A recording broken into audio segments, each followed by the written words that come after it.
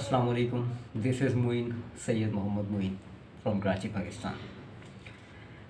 तो दो ख़बरें हैं मेरे पास आज और ज़बरदस्त ख़बरें हैं दोनों, तो आपसे शेयर कर लेता हूँ। पहली ख़बर है मेरे पास ईरान पर से अमेरिकन पाबंदियाँ का ख़ात्मा। आपको पता है ईरान पर पाबंदियाँ लगी हुई थी, तो बिलाखिर वो पाबंदियाँ ख़त्म हो गई ईरान के ऊपर से और ईरान आज़ाद हो गया। जबकि दूसरी मेरे पास ख़बर है अमेरिका बेसिकली अंदरूनी तौर पर टूट फूट का शिकार और शायद उस पर दहशत भी तारी हो गई है। तो ये दो ख़बरें हैं जिन पर बात करेंगे आज और डिस्कस करेंगे, आपके साथ शेयर करेंगे इन ख़बरों को। तो पहले बात करते हैं ईरान की। तो जनाब मेरे पास ईरान की ख़बर मैंने आपको बताई दी है। आखिरकार अमेरिका को हथियार डालने पड़े और ईरान से जो पाबंदियाँ लगी हुई थी अमेरिकन, वो पाबंदियाँ हटा ली गई हैं। जी हाँ, मेरे पास एक रिपोर्ट भी मौजूद है और वो रॉयटर्स की ये रिपोर्ट है। तो पहले वो रिपोर्ट देख लेते हैं रॉयटर्स की, उसके बाद फिर बात करते हैं उस पर तफसीली। तो रिपोर्ट देखिए पहले आप।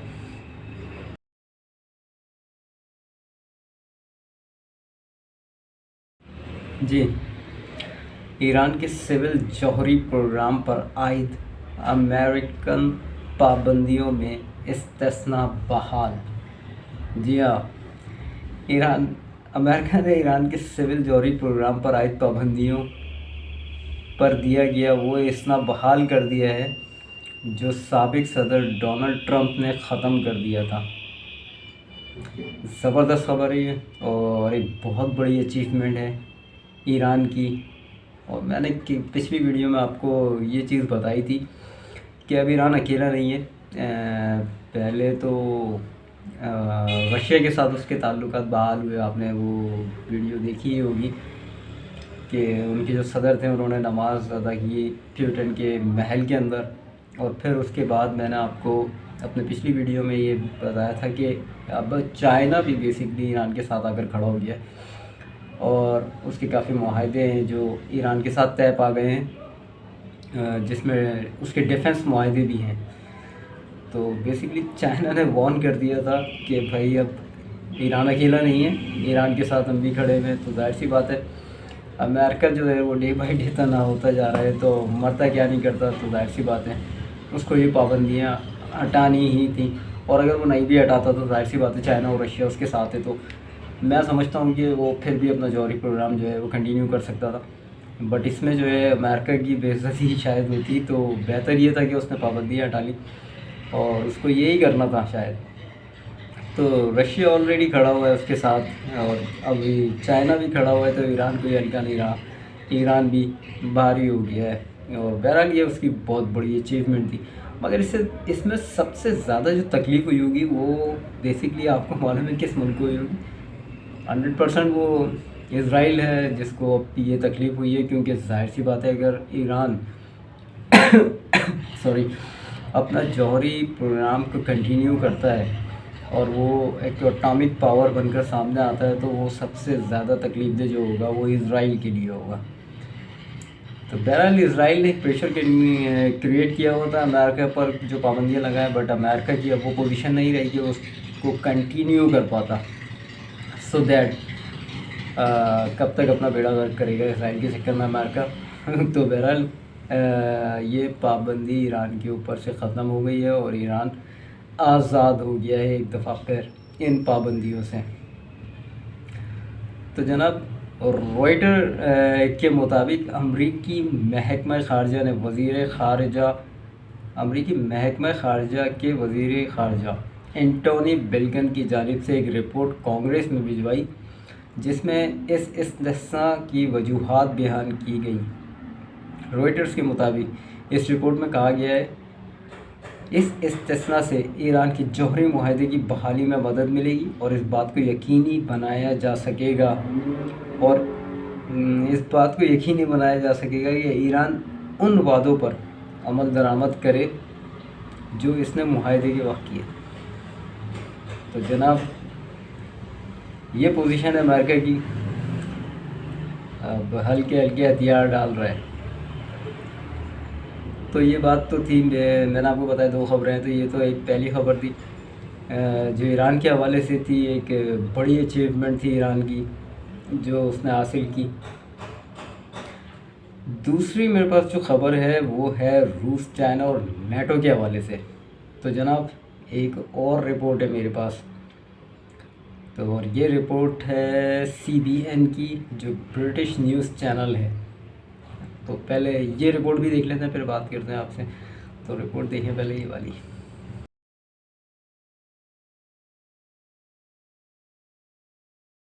जी, China and Russia announce alliance in warning to NATO and US allies. चीन और रूस ने नेटो इत्तेहाद को वार्निंग देते हुए इत्तेहाद का ऐलान कर लिया।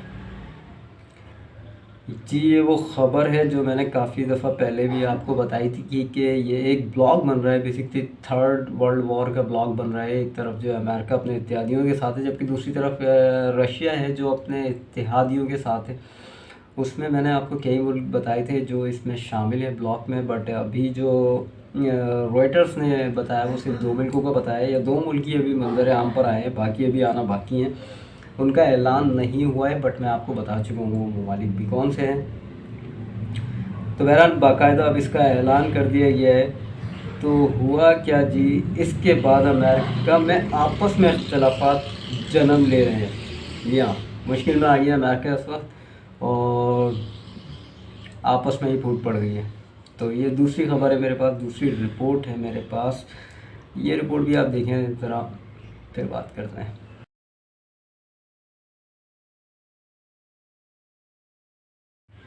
जी हाँ, Biden escalating Ukraine tension, US senator.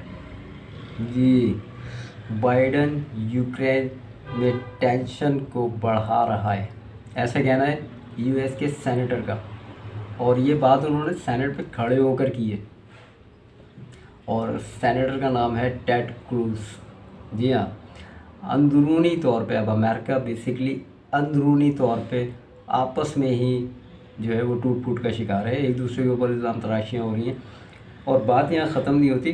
Ted Cruz ने जो कहा है वो मैं आपको बता देता हूँ पूरा पढ़कर।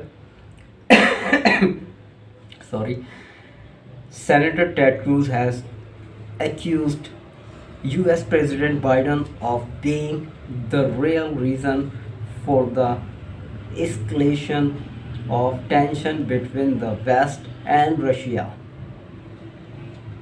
arguing that his leadership has helped worsen the situation across the shared border with Ukraine.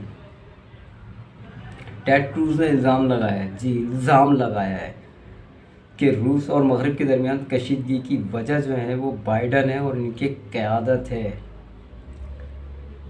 जो सूरत हाल को मज़ीद ख़राब करने में मदद दे रही है। तो जनाब अमेरिका का ज़वाल जो है वो शुरू हो रहा है, आपस में ही टूट फूट का शिकार हैं। और ये किसी आम बंदे ने नहीं कहा है, उनके सेनेटर ने कहा है। मैंने आपको पिछली वीडियो में भी बताया था कि देखें विंटर ओलंपिक जो है ये वैसे तो स्पोर्ट्स है, बट दुनिया इसमें कुछ और ढूंढेगी। ख़ास तौर पे अमेरिका और उसके इत्तेहादी जो है वो इसमें एक ग्रुप को ढूंढ रहे हैं जो नज़र आना शुरू हो गया है। तो यहाँ पर जो ताकत का तवाज़ुन है वो नज़र आएगा अब अमेरिका को और नेटो ममालिक को। और बेसिकली देखें अमेरिका डे बाई डे जो है वो ख़ुद तनहा होता चला जा रहा है, और जो उसके इत्तेहादी हैं वो भी हल्के हल्के करके साथ छोड़ना शुरू कर रहे हैं, क्योंकि ये जो दूसरी तरफ ताकत है ये कोई अफ़गानिस्तान नहीं है जिसके पास कोई आर्मी नहीं है, या एयरफोर्स नहीं है, या नेवल फोर्स नहीं है, या ये इराक़ नहीं है कि एयरफोर्स की पावर नहीं है या नेवल की पावर उस तरीके की नहीं है कि आप उससे एक बड़ी कुव्वत फाइट करें। ये बेसिकली प्रोफेशनल फोर्सेस रखने वाले ममालिक हैं। रशिया एक आलमी कुव्वत रह चुकी है, सुपर पावर रह चुका है, और चाइना जो है वो एक उभरती हुई नई सुपर पावर है। तो ये कोई हल्के लोग नहीं हैं, इनके पास मुकम्मल फोर्स मौजूद है, मुकम्मल हथियार मौजूद है, जदीद तरीन दुनिया के हथियार मौजूद हैं। तो ज़ाहिर सी बात है, इससे लड़ना यानी मौत को दावत देने के बराबर है। तो इस वक्त दुनिया जो है वो विंटर ओलंपिक के अंदर एक ब्लॉक को देख रही है, जो नया ब्लॉक है। अच्छा, असर रसूख जहाँ तक रहा, अमेरिका का डे बाई डे ख़त्म होता ही चला जा रहा है। ईरान के मामले में आप देखें तो ईरान ने भी तनाई कर दिया उसको। अगर वो ये पाबंदियाँ नहीं भी हटाता तो मैं समझता हूँ कि वो जौहरी ताकत बहुत जल्द बन के उभरता सामने, क्योंकि अब उसके ऊपर जो हाथ है और जो उसका साथ है वो रशिया और चाइना का है साथ। तो बहरहाल विंटर ओलंपिक की बात हुई है तो एक बात और यहाँ पे शेयर कर दूँ कि बहुत सारे लोग जो हैं प्रेसिडेंट ऑफ पाकिस्तान के बारे में एक अजीबोगरीब सा तासुर रखते हैं कि उनको कोई लेने के लिए नहीं आया। तो भाई इस वक्त इस खित्ते की सबसे बड़ी ताकत जो है वो है प्यूटन। तो मैं आपको बता दूं कि वज़ीर-ए-आज़म पाकिस्तान जनाब इमरान ख़ान साहब को तो फिर भी कोई लेने के लिए आया, लेकिन प्यूटन जो है, जो ताकतवर तरीन शख्सियत है, वो अपने जहाज़ से ख़ुद उतरे अकेले और अकेले ही गाड़ी में बैठ के चले गए। उनको कोई भी रिसीव करने नहीं आया। अगर आप चाहें तो वीडियो देख सकते हैं, सोशल मीडिया पे भरमार पड़ी हुई है। दूसरी रही बात कि एक कैबिनेट के अंदर तस्वीर थी जिसमें वो पाकिस्तानी वफ़द बैठा हुआ था और लोग उसका भी मजाक उड़ा रहे थे कि पता नहीं कैसी सीटें दी हैं और अकेले बिठा दिया है। तो भाई ख़यालात और तसव्वुरात की दुनिया से बाहर निकलो, दुश्मन के प्रोपेगेंडे को फॉलो मत करो। प्यूटन साहब को देखें, वो भी बिल्कुल इसी तरह के चैम्बर में बैठे हुए हैं और यही कुर्सियां रखी हुई हैं और वो भी अकेले ही बैठे हुए हैं। दूसरी तरफ अगर शाह सलमान को देखते हैं आप, तो वो भी इसी तरह के कैबिनेट में बैठे हुए हैं और वो भी अकेले ही बैठे हुए हैं। भाई स्पोर्ट्स देखने गए हैं वो लोग, तो ऐसी बात है, उनको कोई इंटरप्ट ना करे इसलिए उनको अलहदा से एक बॉक्स दिया हुआ है और सबने वहीं बैठ के देखा है। तो पाकिस्तान की आप बात कर रहे हैं तो बड़ी अजीब बात है। एक एथलीट पाकिस्तान का सिर्फ वहाँ पे शिरकत की है उसने, और जब वो आए हैं अपना झंडा लेके तो उनका बहुत ज़बरदस्त तालियों में खैर मकदम किया। तो जनाब ये पाकिस्तान की जीत है, पाकिस्तान की फतह है।